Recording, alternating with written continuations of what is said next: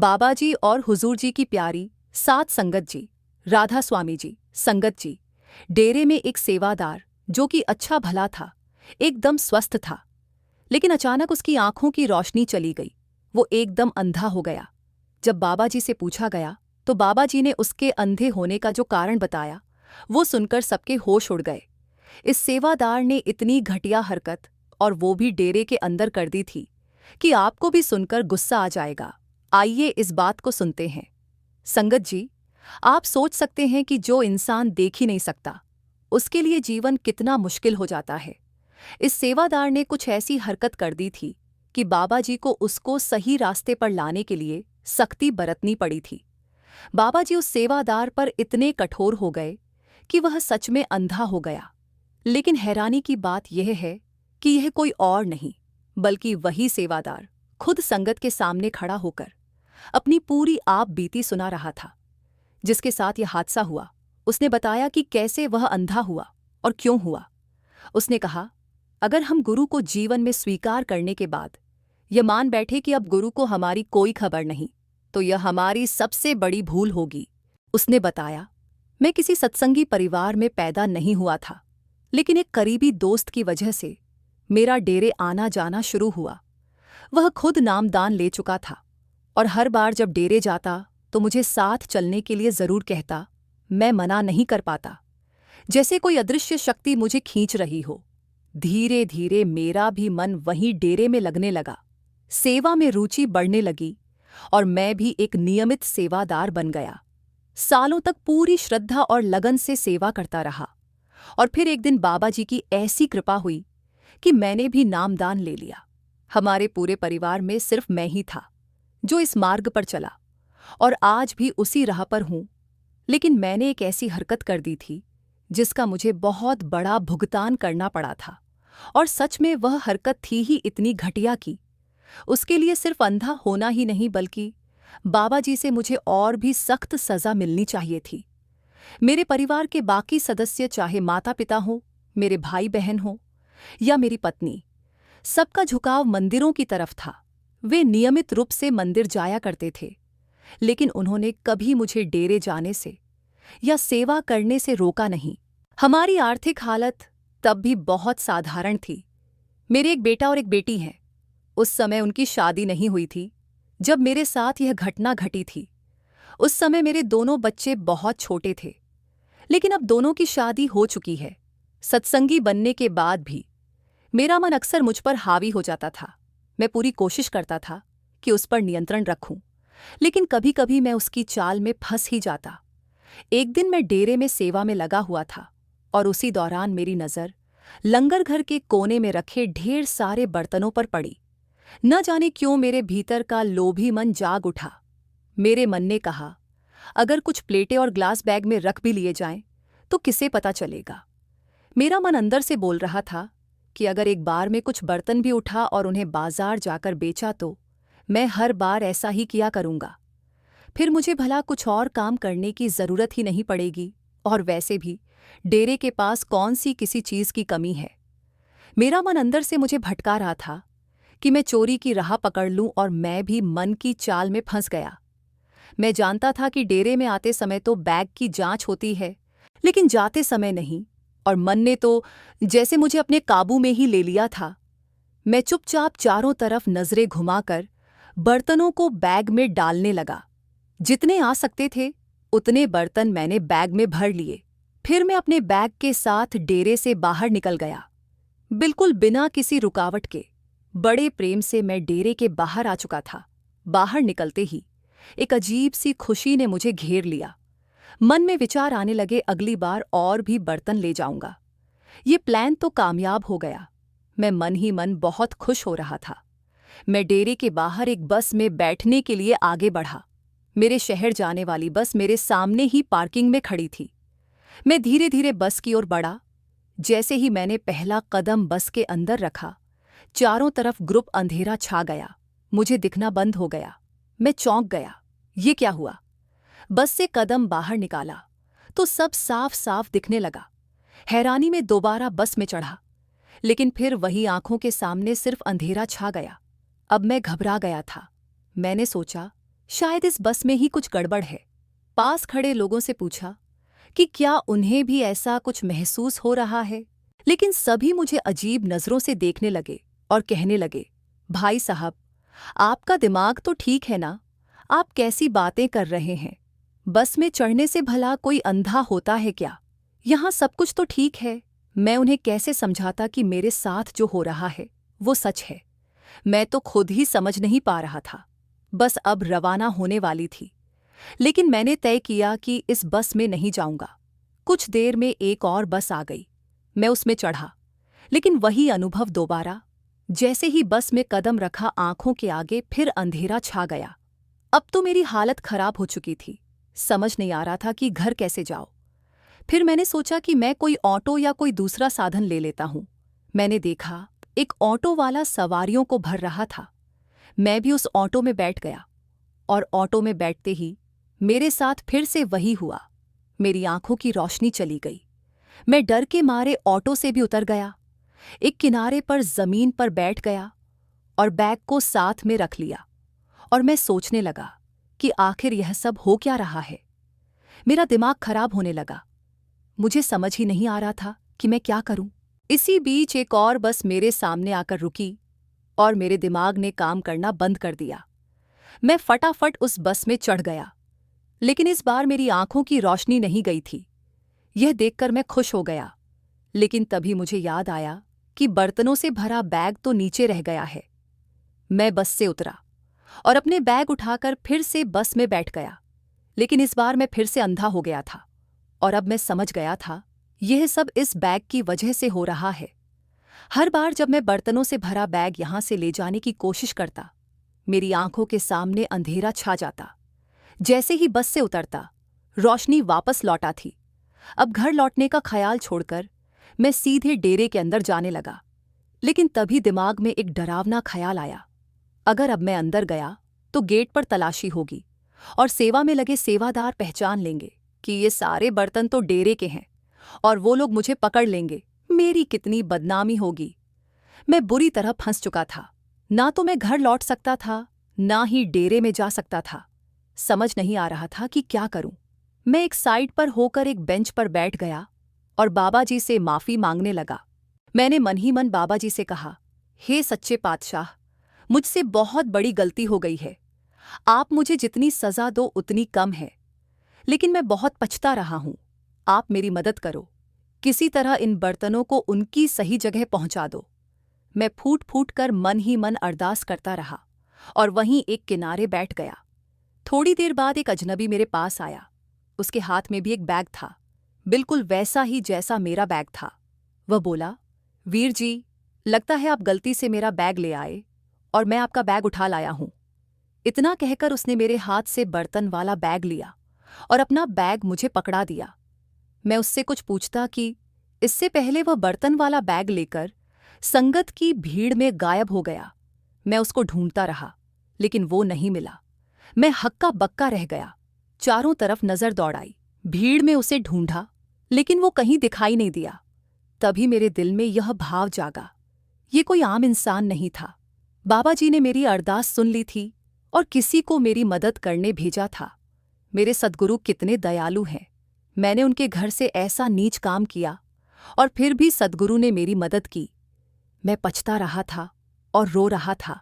मेरे भीतर पछतावे की आग जल रही थी, लेकिन जैसे ही मैंने सच्चे दिल से बाबा जी से माफी मांगी, उन्होंने खुद किसी को भेजकर मुझे इस मुसीबत से निकाल दिया। फिर मैंने उस बैग को खोलकर देखा जो वो अजनबी मुझे देकर गया था। बैग खोलते ही मेरे होश उड़ गए। बैग में लंगर को पैक करके रखा हुआ था और ऊपर एक चिट्ठी पड़ी थी, बेटा तेरा सफ़र बहुत लंबा है और तू जल्दी जल्दी। मैं डेरे से लंगर खाना भूल गया, रास्ते में लंगर खा लेना। ये सब देखकर मेरे आंसू लगातार बहते रहे और मैं खुद को कोस रहा था कि आज मैं ये क्या कर बैठा। फिर मैंने बाबा जी से बार बार लगातार माफ़ी मांगी, क्योंकि मैं बहुत पछता रहा था। कुछ देर के बाद एक बस आई और फिर मैं वहां से वापस लौट गया। इस बात का जिक्र मैंने किसी से नहीं किया था, लेकिन आज मैं इस बात को संगत को बता रहा हूं, क्योंकि संगत को पता लगना चाहिए कि हमारा मन हमारा कितना बड़ा दुश्मन है।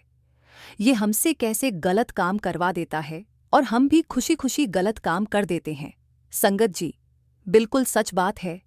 मन के अधीन ही तो आज इंसान हर काम कर रहा है, चाहे वो अच्छा काम हो या बुरा। अब आगे सुनिए संगत जी, एक और सेवादार की बात। जब बाबा जी ने इस सेवादार का विदेश का वीज़ा नहीं लगने दिया था और इस सेवादार का बाबा जी पर से विश्वास डोल गया था, और जब राज खुला तो सेवादार के होश उड़ गए। संगत जी, एक बहुत ही भावुक और सच्ची कहानी सामने आई है।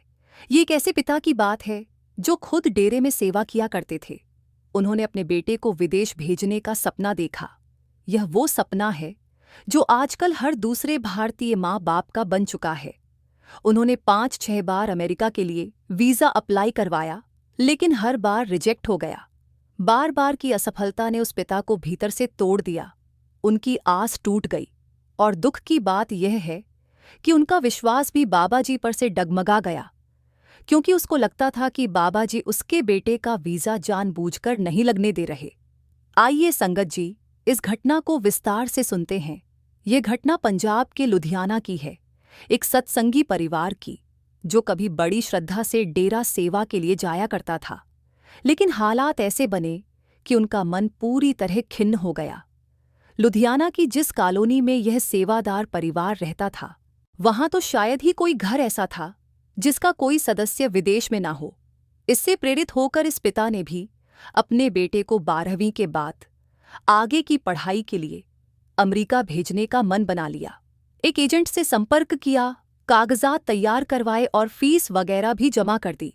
एजेंट ने समझाया कि जैसे ही वीजा लग जाएगा तुरंत 10 लाख देने होंगे, और जैसे ही बेटा अमेरिका पहुंच जाएगा 10 लाख और देने होंगे, कुल 20 लाख का खर्चा आएगा। सेवादार ने भरोसा कर लिया और पहली बार वीजा अप्लाई कर दिया। लेकिन कुछ दिन बाद जवाब आया, वीजा रिजेक्ट। एजेंट ने तसल्ली दी कि घबराइए मत, अमेरिका का वीजा मिलना आसान नहीं होता। पहली दूसरी बार रिजेक्ट होना आम बात है। सेवादार और एजेंट ने फिर से कागजों में जो भी कमियां थीं उन्हें पूरा किया और दोबारा वीजा अप्लाई किया, लेकिन दूसरी बार भी रिजेक्ट।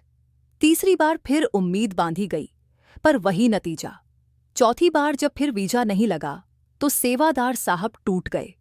उन्होंने अपने डॉक्यूमेंट्स एजेंट से वापस लिए और किसी की सलाह पर इस बार चंडीगढ़ के एक और एजेंट से मिलने निकल पड़े। चंडीगढ़ वाले एजेंट ने बताया कि अभी अमेरिका की वीजा पॉलिसी बहुत सख्त चल रही है। उन्होंने सुझाव दिया कि बेटे के लिए टूरिस्ट वीजा की कोशिश करते हैं। अगर वह लग गया तो अमेरिका एक वकील से मिलवाएंगे जो टूरिस्ट वीजा को वर्क वीजा में बदलवाने में मदद करेगा। इस पूरे काम में कुल खर्च 25 लाख आएगा। सेवादार इस बात पर भी राजी हो गया, क्योंकि वह अपने बेटे को अमेरिका भेजना चाहता था। सेवादार ने 5वीं बार चंडीगढ़ के एजेंट के जरिए वीजा अप्लाई किया, पर इस बार भी वही नतीजा निकला, वीजा फिर से रिजेक्ट। अब वह भीतर से पूरी तरह टूट चुका था। हर रोज की अरदास, हर दिन की सेवा, सब कुछ करने के बावजूद जब बेटे का वीजा नहीं लगा तो उसके मन में पहली बार बाबा जी के लिए सवाल उठ खड़ा हुआ। एक दिन वह घर से बाहर निकला ही था कि पास ही रहने वाले एक पड़ोसी ने उसे टोक दिया, वीर जी कैसे हों? सेवादार का दिल भारी था तो उसने अपने मन की बात कह ही दी, बहुत परेशान हूं, समझ नहीं आता, तुम्हारे दोनों बेटों का 5 साल पहले अमेरिका का वीजा लग गया और मैंने 5 बार अप्लाई किया, लेकिन हर बार रिजेक्ट हो गया। पड़ोसी ने यह सुनकर कहा, भाई जी, मैं तो एक पहुंचे हुए ब्राह्मण के पास गया था, उन्होंने ही मेरे दोनों बच्चों का वीजा लगवाए। बस कुछ उपाय बताएं, हमने कर लिए और आज दोनों अमेरिका में सेटल है। अगर आप चाहे तो मैं आपको भी उनसे मिलवा देता हूं। सेवादार को जैसे उम्मीद की एक नई किरण दिखाई दी। उसने पूछा, कितना लेते हैं वह? पड़ोसी बोला, ज्यादा नहीं, बस 11,000 और काम पक्का हो जाता है, और काम होने के बाद आप भेंट के रूप में कुछ और देना चाहें तो दे सकते हैं। सेवादार को लगा कि इतने बड़े सपने के लिए यह रकम कुछ भी नहीं। उसने फौरन हाँ कर दी। पड़ोसी ने बताया कि वह ब्राह्मण हर शुक्रवार को लोगों से मिलते हैं और 2 दिन बाद शुक्रवार ही है। आप मेरे साथ चलना और आप टेंशन मत लो, आपका काम समझ अब हो गया। सेवादार अब अंदर से बहुत हल्का महसूस कर रहा था। उसे लगा शायद यही रास्ता सही है। उसका भरोसा धीरे धीरे अपने सद्गुरु से हटकर उस अनजान ब्राह्मण की तरफ खींचता जा रहा था, जिससे वह पहले कभी मिला भी नहीं था। शुक्रवार आया और सेवादार पड़ोसी के साथ उस ब्राह्मण के पास पहुंच गया। ब्राह्मण ने पूरी बात ध्यान से सुनी और सबसे पहले बेटे की कुंडली मांगी। अब सत्संगी परिवार हो तो कुंडली कहाँ से आई? सेवादार ने कहा, पंडित जी हमारे पास कुंडली तो नहीं है। ब्राह्मण ने कहा, तो फिर बेटे की जन्म तारीख, समय और जगह इस कागज पर लिख दो। सेवादार ने पूरी डिटेल लिख दी और ब्राह्मण ने वही तुरंत कुंडली बना ली। कुंडली देखते ही उसका चेहरा गंभीर हो गया। फिर बोला, आपके बेटे का वीजा बार बार कैंसल इसलिए हो रहा है क्योंकि आपके किसी गुरु की शक्तियां इसमें बाधा डाल रही हैं। आपके गुरु ही इसे नहीं लगने दे रहे। ये सुनते ही जैसे सेवादार के पैरों तले जमीन खिसक गई। वह सोच में पड़ गया, बाबा जी ऐसा क्यों करेंगे? मैंने तो अपनी पूरी जिंदगी सेवा में लगा दी, फिर भी बाबा जी हमारे साथ ऐसा कर रहे हैं। सेवादार ने खुद को संभाला और बोला, पंडित जी आप अब उपाय बताओ। मुझे गुरु की बातों से कोई लेना देना नहीं, बस मेरा बेटा विदेश चला जाए, बस यही चाहता हूं। वह ब्राह्मण एक सच्चे और ईमानदार व्यक्ति थे। उन्होंने सेवादार की ओर देखा और साफ शब्दों में कहा, आपके बेटे का वीजा मैं भी नहीं लगने दूंगा। यह पाप मैं अपने सिर पर नहीं ले सकता। सेवादार चौंक गया और कहने लगा, पंडित जी यह तो आपका काम है, इसे पाप क्यों कह रहे हैं? जो जवाब पंडित जी ने दिया उसे सुनकर सेवादार के होश उड़ गए। आपके गुरु आपसे बहुत प्रेम करते हैं। वह जानते हैं कि अगर आपका बेटा विदेश गया तो उसका वहां जाना उसकी मौत का बुलावा होगा। काल उसका वहां इंतजार कर रहा है। सेवादार यह सुनकर स्तब्ध रह गया। पंडित जी ने आगे कहा, आपके बेटे की कुंडली में साफ लिखा है, अगर वह अमेरिका गया तो वहां किसी के साथ उसकी दुश्मनी होगी और वही इंसान उसकी मृत्यु का कारण बनेगा।